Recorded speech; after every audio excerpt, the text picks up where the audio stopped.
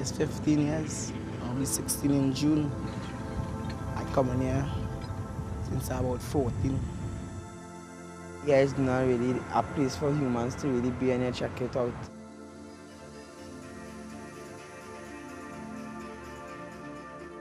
I know no family around and nobody to give me nothing to eat and things. I just come out work. I don't want to be here. If I have a choice, I choosing wherever else. I'm choosing this.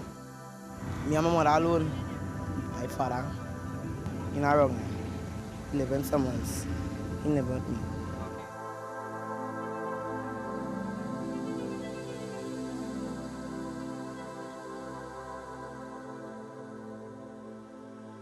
They want to be here the days of my life.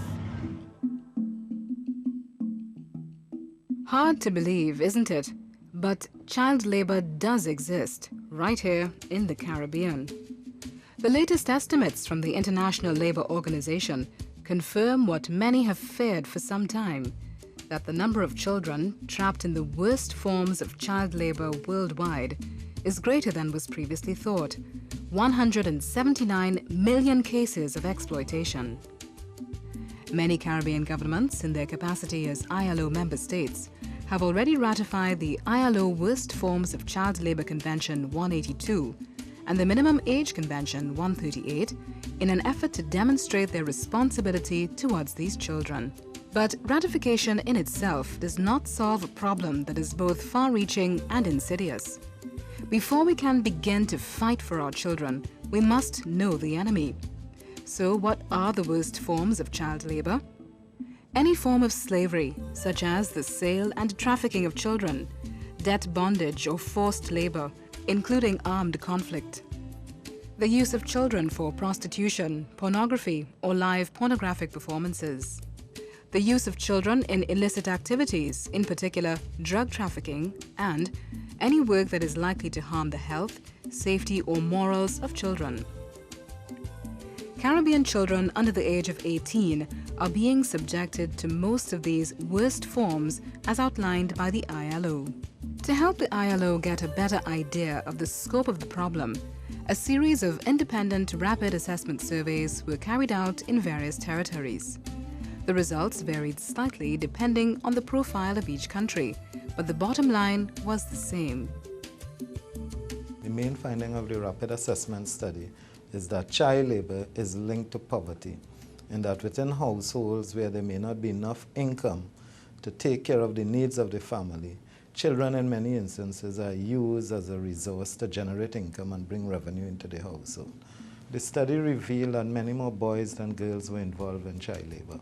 However, we know from experience that female child labor is much more hidden in that it resides within the domestic sphere, either as domestic laborers or within the commercial sexual exploitation, where it's much more difficult to get at the victims.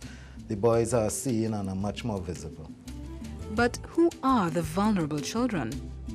Most experts agree that the poorer the child, the more susceptible he or she becomes to the lures of child labor. We asked the parents for the reasons why they engage, have the children working. And then most parents, over 80% stated is to teach, that they allow their children to work to teach them work ethics. But when we see the actual distribution of how the children spend the money that they earn, we see a large portion of them contributing to the households. So it's contradictory to what the parents are saying. Most children start to work at the age of 8 years in Belize. Yeah, very young. I'm talking about economic activities. Miguel, what do you do? What kind of work do you do? Sell tacos. Sell tacos. Do you sell tacos every day or? Every day. Every day. What time do you start? In the morning? 5 o'clock. And what time do you finish in the evening? What time finish? 2. About 2 o'clock. You go to school? No. So who make the tacos? The lady. Which lady? The owner where I work. Oh, the owner you work for? Yeah. So when you get paid from the lady, what do you do with the money? Save it up. You save it up yourself or you give it to your I give it to my daddy. Chores and other work done by children as opposed to child labor. What is the difference? The answer: the child's age and the effect on the child. The ILO recognizes that because of economic circumstances or cultural traditions, some children may need to work. Once the work is not harmful in any way, not hampering the child's physical, mental, or emotional development, still allowing the child to attend school and have time for play, and once the child is not being taken advantage of, child work remains a safe thing for children to engage in. Child labor, on the other hand, implies the exploitation of children for adult gain. This is the work that the ILO wants to stop. The first step is to overcome the attitude that makes no distinction between children working and children being capitalized upon. What adds insult to injury is that not only do children engaged in child labor carry out the most debasing types of work, but the work itself is, by and large, kept hidden. Ethnic and cultural traditions also complicate the issue. Ethnic groups play a key role here in the issue of child labor, because we notice a big difference amongst the different ethnic groups, in particular the Mayas, who are engaged a lot in the child labor, and the mestizos. Culture has a great role in it. Some group encourages. They see it as a part of the culture that children ought to be working at a certain age. Mainland territories also have the problem of protecting borders. Belize has been trying to deal with multitudes of migrant children coming into the country and contributing to child labor. Some of the information that we're getting from the studies is that from Honduras, from Guatemala, from Mexico, that children are being, and women are being brought in to work in brothels mostly, and in the non-Belize district areas. And that is a worry, that there is seemingly a very lucrative and flourishing trade, especially in the tourist areas. Jamaica faces a similar challenge. Not only is the incidence of child labor higher in the popular tourist areas, but certain cultural practices have become so commonplace that they are not even regarded as child labor. What we found is that, in fact, there are forms of child prostitution, and I say that really carefully because I'm not sure we should call it this. But there are forms that are so common, it's almost normal, and people are not particularly registering concern. For example, where a family is in need of money, they have a beautiful daughter. She's 14, 15, 16. If she can use what she has to bring money into the family, I didn't hear any sounds of, well, open disapproval or concern. And that is, I think, a pretty large instance in the country. Broken homes also play a key role in pushing children into child labor situations. Yeah, small. Mother used to bring me here to hustle and think about the hustle. Your mom used to bring you here, so you alone, or you have any brothers and sisters? Brothers and sisters, they used to come too.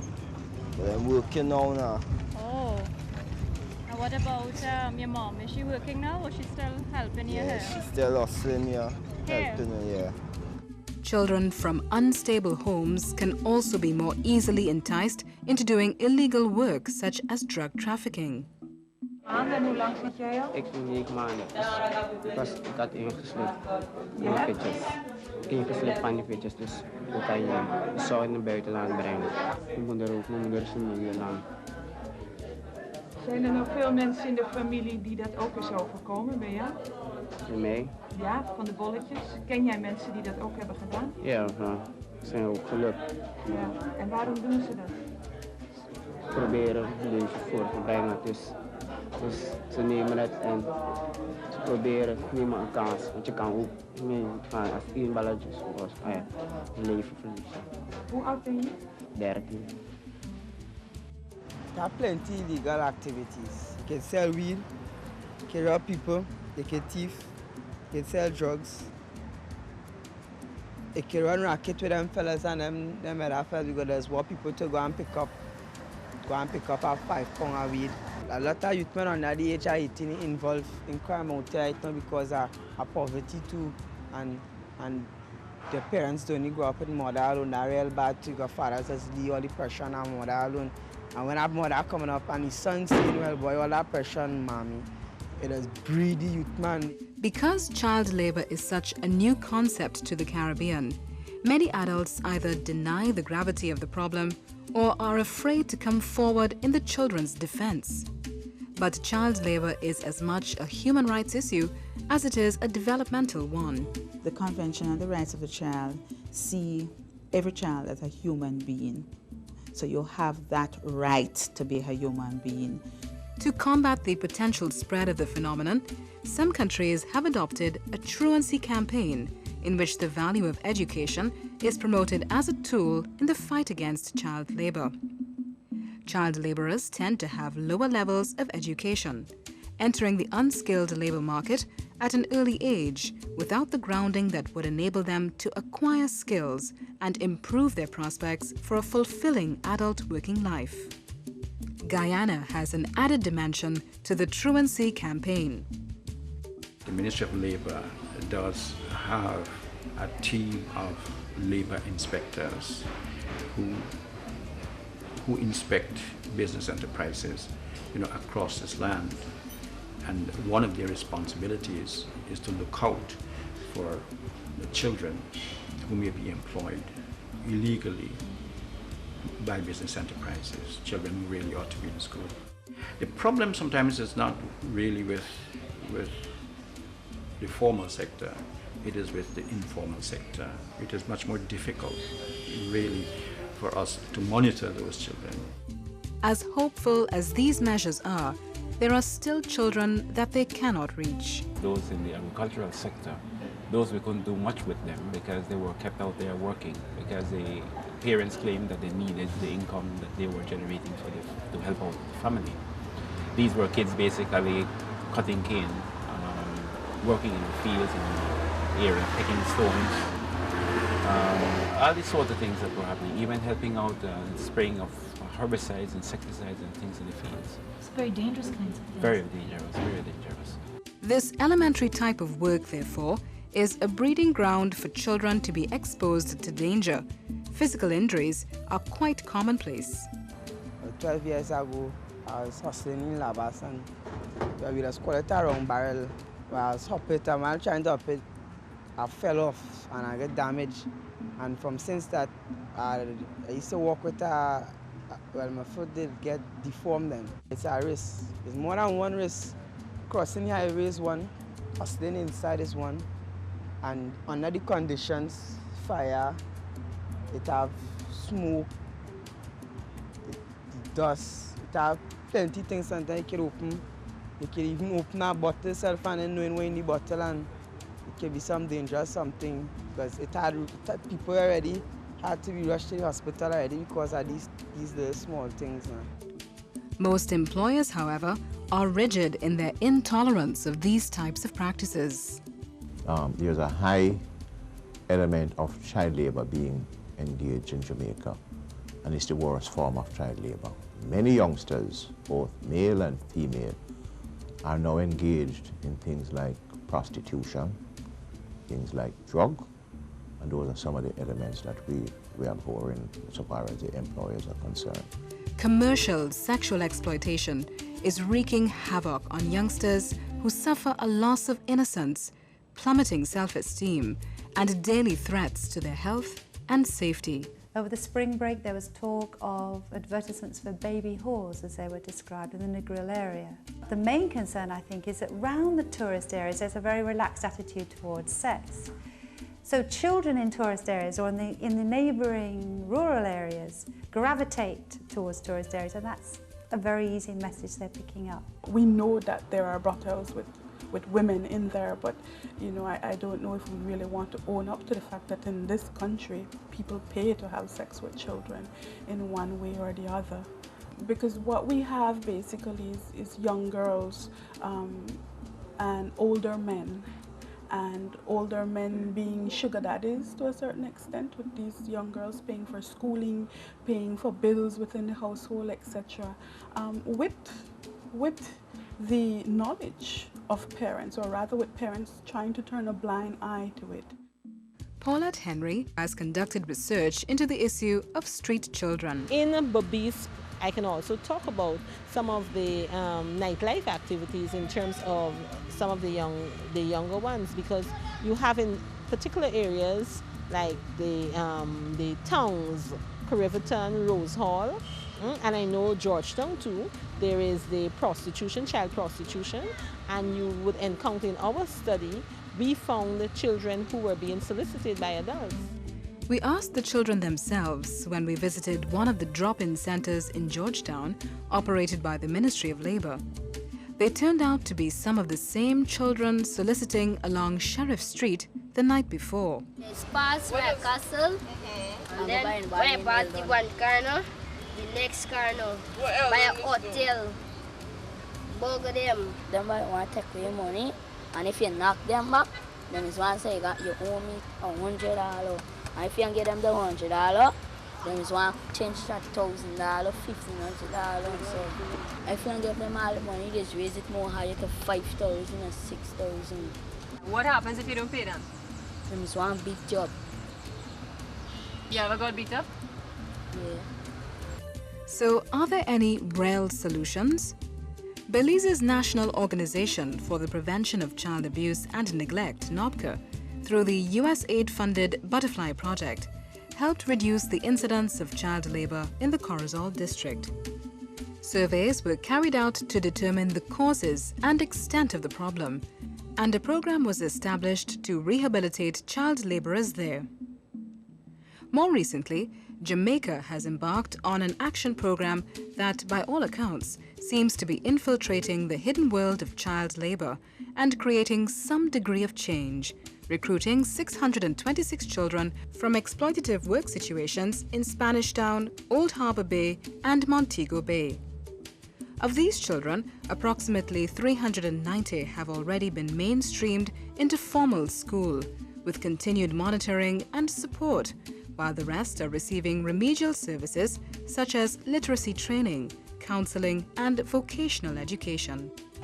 Tell you the truth, miss, I don't like go beg work, miss. I prefer use the card, miss. I can't tell some people just shame me, so I go in the supermarket, they say, "Good morning, sir, you need any workers?" And then start sharing. No, we don't need any workers, so we just try to look for you alone. The response from governments in the Caribbean over the last few years has been very encouraging. There's a great willingness now to recognize that there is a problem and that it needs to be addressed. There's nearly universal ratification of the Worst Forms of Child Labor Convention, number 182, which demonstrates a real commitment from the governments to eliminate the worst forms of child labor.